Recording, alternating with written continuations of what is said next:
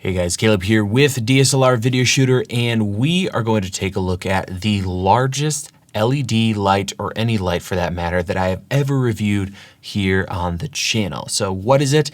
It is the Falcon Eyes 120 TDX. I actually can't even show it to you in this shot. It's huge. Let me grab it real quick. So as you can see, I can't really even get it in the frame. I'll back all the way up so you can get an idea of what it looks like. As you can see, it is absolutely massive. For another size comparison, here is the 300D Mark II from Aperture with the Aperture Light Dome softbox. And here is the 120D TDX. So we're gonna jump into what this thing is, why it exists, and if you should consider it for your lighting needs. So let's jump into what this thing is and what it comes with. The 120D TDX is a 600 watt light mat. It is rollable and it comes with several accessories, including a frame, a mounting bracket for adding to a stand, a Hollywooding handheld pole, an awesome pop-up diffuser, as well as a giant grid. It comes with little straps to mount everything to the frame, and it has these metal lines or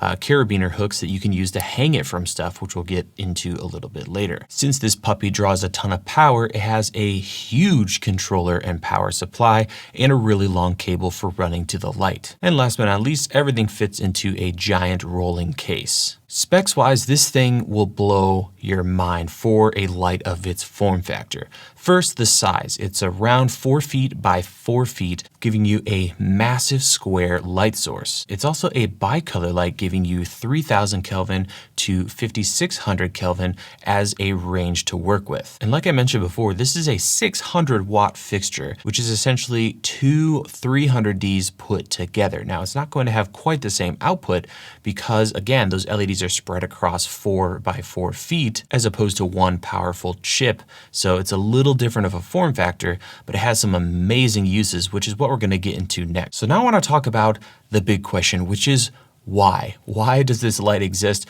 Why is it so big, and who is it for? So there's two things that stuck out to me when I saw this light online and why I had to pick one up and try it out. The first is going to be the size. I really enjoy using large light sources. For instance, right now I'm using a Aperture 120D Mark II going through a 60-inch softbox.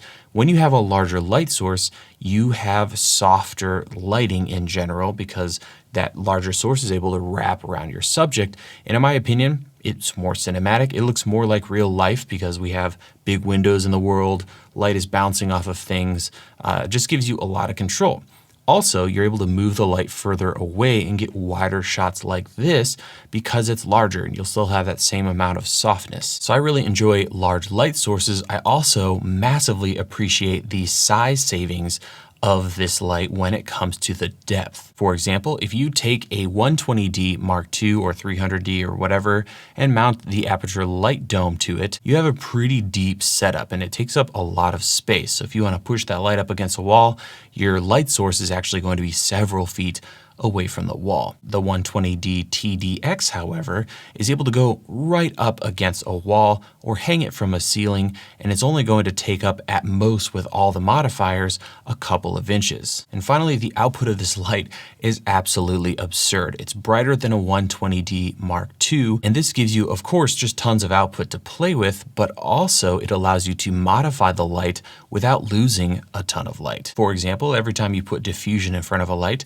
or add a grid like the incredible one that comes with this light, you're going to be knocking down the final output. Speaking of output, let's get into some numbers. So I did a test with my Sekonic C700 and put the 120D TDX up against the Aperture 120D Mark II and the Aperture 300D Mark II. When it comes to output, the 300D still landed on top, which makes sense. There's that huge light source. It's very punchy compared to this light, which is a very wide spread and all the LEDs are further from each other, but I think the numbers are pretty respectable. So this thing is going to give you around 65% of the output of the 300D Mark II. When you compare this light mat to the 120D Mark II, it's actually pretty bright. You're looking at around 40% brighter than the 120D Mark II. So a lot of output. And if you're used to that light, this thing is much brighter. Now, output isn't the only thing this light has going for it. The color is also very good as well. I found that the 300D was still the best when it comes to CRI, TLCI, and the color shifting, which is almost none, but it did beat out the 120D Mark II with slightly better extended CRI, and it also had less when it comes to shifting in color. Controlling the light is very straightforward. There is a massive control unit. This thing is very heavy as well, and it does not have any battery power, which is a pretty huge bummer. But if you think about how much power it would need to be remote and have batteries on it, we're talking like 4 or more V-mount batteries, which isn't very practical. So you will need to plug this into the wall, but it does have a dimmer and allow you to control your color temperature. It also has the ability to pair with a remote, which is really handy. When it comes to using the light, you can just flop it over something like you would any blanket because it is a light mat, it's flexible, or you can mount it to the frame to give you a little more control. For modifiers, there are 2 included with the kit. One is a diffuser that perfectly goes over the light and offers a really nice soft source. And there's also a grid, which is something that I love on this. Instead of having a really terrible Velcro situation, it actually pops open and folds up. It's very rigid, which gives you sharper lines, and it's a great tool if you want to direct that soft light in one direction. For mounting the light to a stand, you can use the included little angle adapter here, or just throw it on a grip head on a C-stand or something like that. And then there are O-rings on all 4 corners of the light, allowing you to mount it to something like a ceiling. This is amazing, giving you a really clean setup, very thin, doesn't take nearly as much room as mounting a light with a softbox, and the cable is nice and long. You can also get extensions if you need to run the control box somewhere else. So let's get into some setups with this thing. The first is going to be a simple key light. Again, the reason I think this light is great is the size. It's essentially taking a 4x4 book light setup and compacting it down to just a couple of inches. Another great use for this light is going to be an overhead setup. You can mount it to the ceiling, and again, you're going to gain a lot more room in your set because it's not as deep. It's a really fun light to use, especially if you throw the grid on it and get a really punchy, large, soft source for an overhead lighting setup. And last but not least, because of the output of this unit, if you can find a place to plug it in outdoors, you can actually combat sun. It'll keep up with the output of the sun. Having that daylight mode on the light is wonderful for that kind of thing. So I've been giving this light lots of praise, but there are definitely some cons to working with it.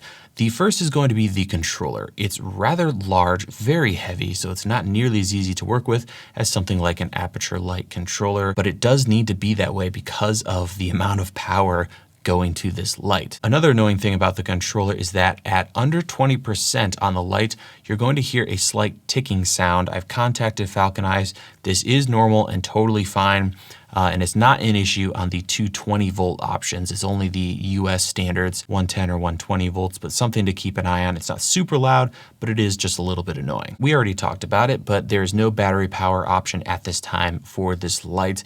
And then there's another thing that's quite annoying, and that is the output is actually almost too much on this light. Even when you go all the way down to 1% or the first number on the controller, the light is often too bright in that scenario. So you'll need to add diffusion or ND or the grid and maybe back the light up to kind of knock down on that output. And finally, this is definitely going to be a deal breaker for a lot of people, and that is the price.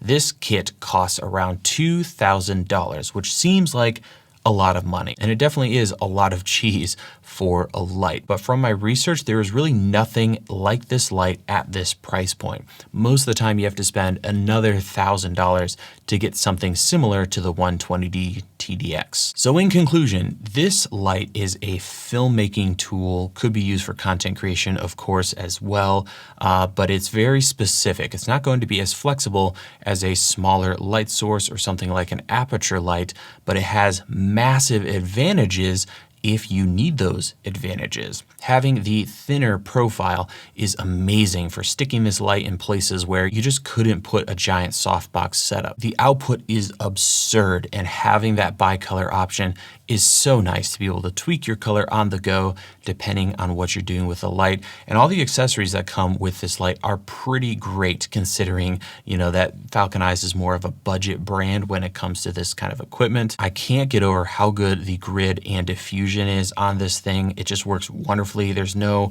crinkles or wrinkles or any issues like that. And while the controller isn't battery powered, which is a bummer, it is powerful and feels very robust. So that is the Falcon Eyes 120D TDX. You can learn more in the link in the description. If you enjoyed this video and want to support the channel, check out our guides over at academy.dslrvideoshooter.com. I hope you guys have a great rest of your day. Thank you so much for watching, and we will see you in the next video.